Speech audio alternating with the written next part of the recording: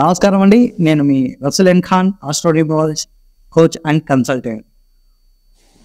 మనం ఆల్రెడీ గత వీడియోలలో జెమ్ స్టోన్ గురించి క్లుప్తంగా తెలుసుకోవడం అనేది జరిగింది.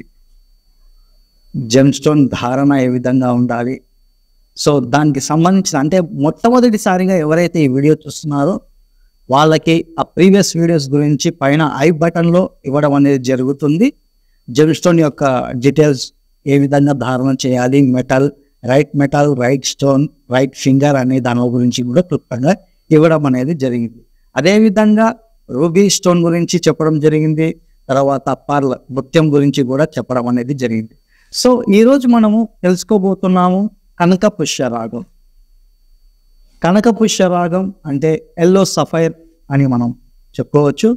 సో ఇది గురు గ్రహానికి సంబంధించిన రత్నం పుష్యరాగంగా చెప్పుకోవచ్చు. పుష్యరాగ రత్నాలు బృహస్పతి అంటే గురువు గ్రహానికి విశేషమైన ప్రీతి కలది అని కూడా మనం చెప్పుకోవచ్చు అన్నమాట. అంటే పుష్యరాగం ఏ రంగులోనైనా ఉన్నప్పటికీ ఇందులో 5 రంగుల యొక్క సమిష్టి ప్రభావం కలిగి ఉంటుందనేది కూడా చెప్పుకోవచ్చు అన్నమాట. అందువల్లనే ఈ రత్నం సత్కర్మలకు, బ్రహ్మజ్ఞాన నిష్ఠులకు ఉపయోగం అనేది కూడా మనం గుర్తించవచ్చు అన్నమాట. ఈ పుష్యరాగంపై ఎలాంటి చారలు అంటే రేఖలు అనేటివి అంతగా ఉండవు.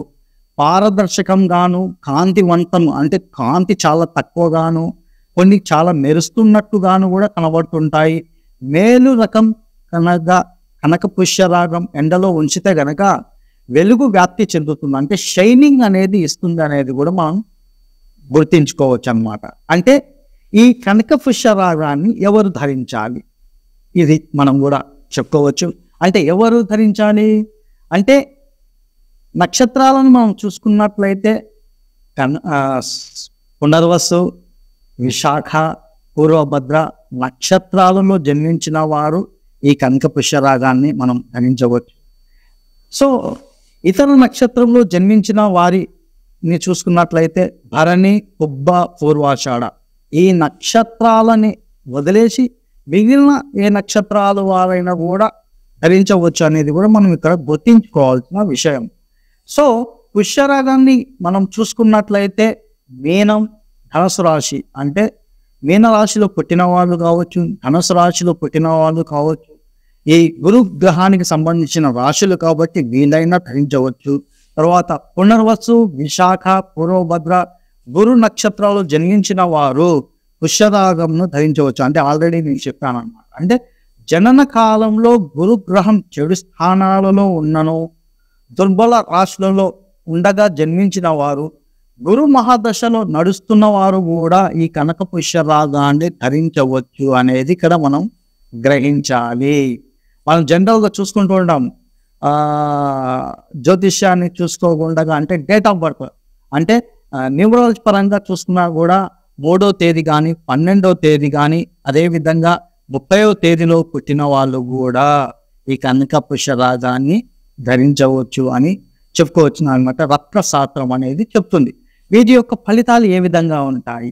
సో ఇది వచ్చేసి కనక పుష్యరాగం వచ్చేసి మల్లె పువ్వు వంటి తెల్లని రంగు కలిగినది కానీ, లేక గోగు పువ్వు వంటి పసుపు పచ్చని రంగులో సున్నమి అంటే మంచి లేత వర్ణంలో కలిగి ఉంటుందన్నమాట.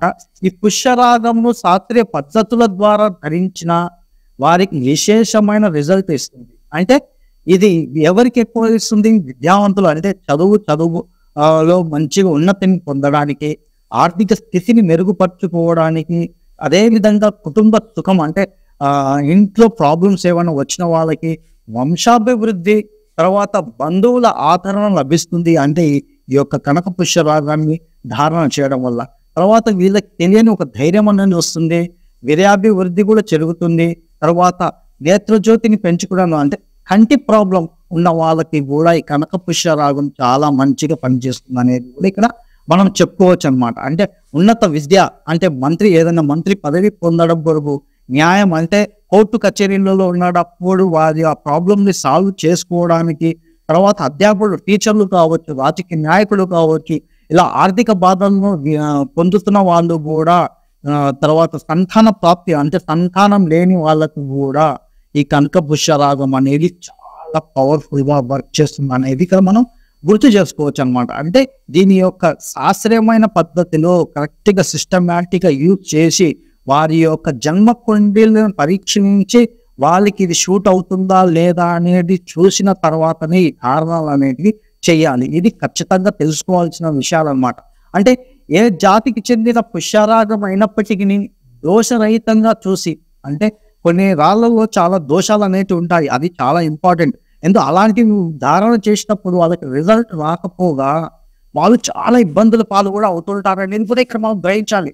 ఎందుకంటే మనం చెప్పాం సార్, ఆ స్టోన్ పెట్టుకున్నప్పటి నుంచి నేను ఉన్న పొజిషన్ నుంచి ఇంకా డీల పడిపోయాను, చాలా ప్రాబ్లమ్ వెళ్ళిపోయాను అంటారు. అందుకే స్టోన్ అనేది పరీక్షించి అది దోషంలో ఉందా లేదా అనేది టెస్ట్ చేసుకున్న తర్వాత అది ల్యాబ్కి రిలేటెడ్గా అంటే ల్యాబ్లో టెస్టెడ్ అయినప్పుడు మాత్రమే అలాంటి ధారణ చేసుకోవాలి. దీనికి ముందు కూడా నేను చెప్పాను, ఈ మార్కెట్లో చాలా వస్తువు సింథటిక్స్ అనేటివి రావడం ద్వారా, తర్వాత లేదంటే గ్లాస్ని హీట్ చేసి ఏ రంగులో అంటే ఆ రంగు, ఇలాంటివి రిజల్ట్ అనేవి మీకు వాటిని మనం రంగురాలుగా భావించాలి. అంటే రంగురాళ్ళకి జాతి రాళ్ళకి చాలా ఇదే తేడా. మనం ఈ కంపారిజన్ అనేది మనం చేసుకోవాలి. మనం ఏదో తక్కువ చీప్లో వచ్చేస్తుంది కదా అని తీసుకొని వేసుకోవడం, తర్వాత ఉన్న పరిస్థితుల నుంచి ఇంకా ఉన్నతి దీన స్థితిలోకి వెళ్ళిపోతున్నాం అంటే అది ప్రాబ్లం అనేది చాలా ఇబ్బంది కలిగిస్తుంది అనేది కూడా ఇంపార్టెంట్. ఇక్కడ చూడండి, ఇంకొకటి స్టోన్ రైట్ స్టోన్ రైట్ మెటల్లో కూడా అప్లై చేయడం అనేది కూడా చాలా ఇంపార్టెంట్.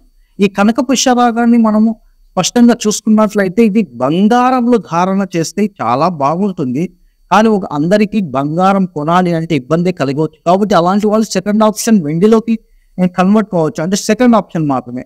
అంతేగాని వీటిని వేరే వాటిలో ఇతర లోహాలతో ఇది పనికిరాదు అని కూడా మనం ఇక్కడ చెప్పుకోవచ్చు అనమాట. చాలా మంది ఏం చేస్తారంటే పంచలోహాలలో కూడా చేయిస్తూ ఉంటారు ఉంగరాలని. సో కాబట్టి మెటల్స్ ని ఏ స్టోన్ ని ఏ మెటల్లో అప్లై చేయాలి అనేది కూడా చాలా మ్యాండేటరీగా మనం ఇక్కడ చెప్పుకోవచ్చు అనమాట. సో దీన్ని మనం చూసుకున్నట్లయితే ఈ జెమ్ స్టోన్ ని ఎప్పుడు ఎలా కూర్చోబెట్టాలి అంటే ఒక స్టోన్ ని ఉంగరంలో కూర్చోబెట్టే విధానం కూడా చాలా ఇంపార్టెంట్. ఇది బాగా గ్రహించుకోవాలి. అంటే ఇలాంటి విషయాలు ఎవ్వరు చెప్పరండి. ఎందుకంటే ఇది సిల్వర్ స్మిత్ కి కూడా చాలా తక్కువ మంది తెలుసు. మనం ఏం చేస్తామంటే జస్ట్ స్టోన్ ఇచ్చేసి ఏ ఫిగర్ లో పెట్టాలో అది చేసి ఇమ్మంటాం. అది వాళ్ళు ఏం చేస్తారు అంటే హరిహరిగా కావచ్చు, మనకి తొందరగా కావాలి కాబట్టి వాళ్ళకి 2-3 days ఇచ్చేయాలి కాబట్టి జస్ట్ వాళ్ళు మేకింగ్ చేసి ఇచ్చేస్తారు అంతే. కానీ ఆ స్టోన్ ని మాత్రం కరెక్ట్గా అంటే ఆ ఉంగరంలో కూర్చోబెట్టే టైమింగ్ కూడా చాలా ఇంపార్టెంట్. అందుకే నా యొక్క క్లయింట్లకి నేను చాలా వరకు టైం ఇస్తుంటాను. 15 days కావచ్చు, 20 days కావచ్చు, కొందరికి అయితే 1 month కూడా.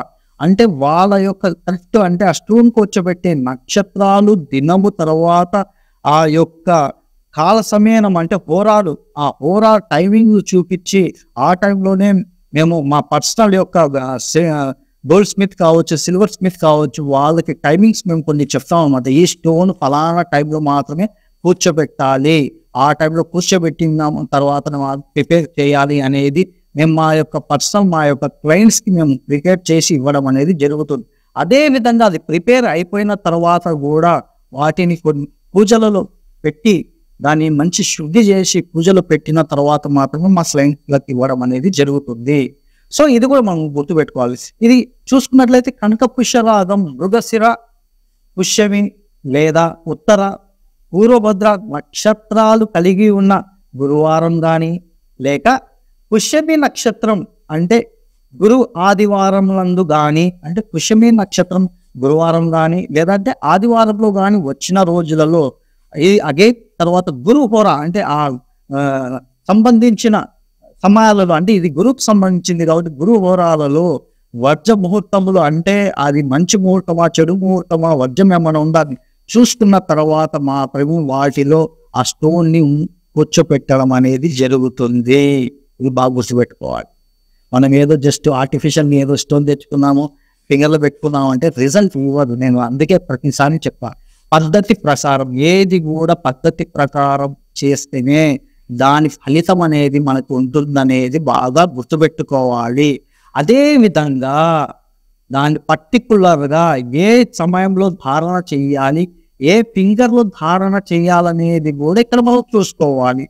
చాలా మంది ఏం చేసేస్తారంటే తెచ్చుకోవడము, జస్ట్ వాళ్ళు చెప్పారు కదా అని ఫింగర్ డైరెక్ట్ తెచ్చేస్తారు, స్నానం చేస్తారు, ఏదో ఫింగర్లు పెట్టేసుకుంటారు, చూస్తారు. రిజల్ట్ అనేది అంత ఈజీగా రాదు అనేది కూడా ఇక్కడ మనం గ్రహించాలి. అంటే దానికి సంబంధించిన టైం ఇంపార్టెంట్, డే ఇంపార్టెంట్, దానికి సంబంధించిన మంత్ర జపం అనేది కూడా ఇంపార్టెంట్. అలా చేసుకోలేని వాళ్ళకి మనం కొన్ని పూజలు చేపించి దాన్ని కరెక్ట్ పద్ధతిలో పెట్టి ఇవ్వడం అనేది జరుగుతుంది. ఒకవేళ మీరు వెళ్ళి డైరెక్ట్గా ధారణ అయినా చేసుకోవచ్చు, లేదంటే డైరెక్ట్గా టెంపుల్కి వెళ్ళిపోయి అక్కడ పూజారి దగ్గర అర్చన చేపించి అతన్ని ధారణ చేసుకోవచ్చు. సో అదర్ రిలీజియన్స్ ఏం చేయవచ్చు, మేము ఒక టైమింగ్ చెప్తాము, ఆ టైమింగ్లో ధారణ చేసుకున్నా కూడా ఇది బాగా ఎఫెక్టివ్గా పనిచేయడం అనేది జరుగుతుంది అనేది కూడా ఇక్కడ మనం చెప్పుకోవచ్చు అనమాట. ఇది కనక పుష్యరాగని మనం చూసుకున్నట్లయితే కుడి చేతి చూపుడు వేలు, కుడి చేతి చూపుడు వేలుకి ధారణ చేసుకోవాలి. అదే విధంగా స్త్రీలు చాలా మంది ఏం చేస్తుంటారంటే ఎడమ చేతిలో ధారణ చేస్తుంటారు, కానీ వాళ్ళు కూడా కుడి చేతికి ధారణ చేసుకోవడం ద్వారా మంచి ఫలితాలను అనేది పొందడం అనేది జరుగుతుంది. ఇంకా చాలా మందికి ఏం అంటే ఈ జాతిరాలు అనేది చాలా తక్కువ మందికి ఏం చేస్తారంటే ఉంగరంలో బ్యాక్ సైడ్ ఓపెన్ లేకుండా కూడా చేంజ్ చేసుకుంటారు తెలియక. చాలా వరకు 90% వాళ్ళకి తెలుసు బ్యాక్ సైడ్ అనేది ఓపెన్ ఉండాలి. అంటే స్టోన్కి అంటే స్టోన్ బిగించిన తర్వాత కింద ఓపెన్ ఉంటే ఏమైతే సూర్యకిరణాలు ఈ ఉంగరం పైన పడ్డ తర్వాత ఆ సూర్యకిరణాల ప్రభావం ద్వారా మన ఫింగర్ ద్వారా డైరెక్ట్గా మన బ్రెయిన్కి అనేది ఇది రన్ అవుతూ ఉంటుంది. ఆ వైబ్రేషన్ అనేది సూర్యకిరణాలు స్టోన్ మీద పడుతుంది. దాని యొక్క వైబ్రేషన్ అనేది మన యొక్క నాడీ మండలం ద్వారా మన మైండ్కి వెళ్ళడం, అది పాజిటివ్నెస్ ఇవ్వడం అనేది కూడా జరుగుతుంది అనేది ఇక్కడ బాగా గుర్తుపెట్టుకోవాలి. అది శక్తివంతంగా పనిచేస్తుంది. సో ఇది కూడా ఇంపార్టెంట్ అనేది ఇక్కడ మనం గుర్తుపెట్టుకోవాలి. దీంతో పాటు చాలా మంది ఏం చేస్తారంటే కాంబినేషన్ ఆఫ్ స్టోన్స్ అనేది ధారణ చేస్తుంటారు.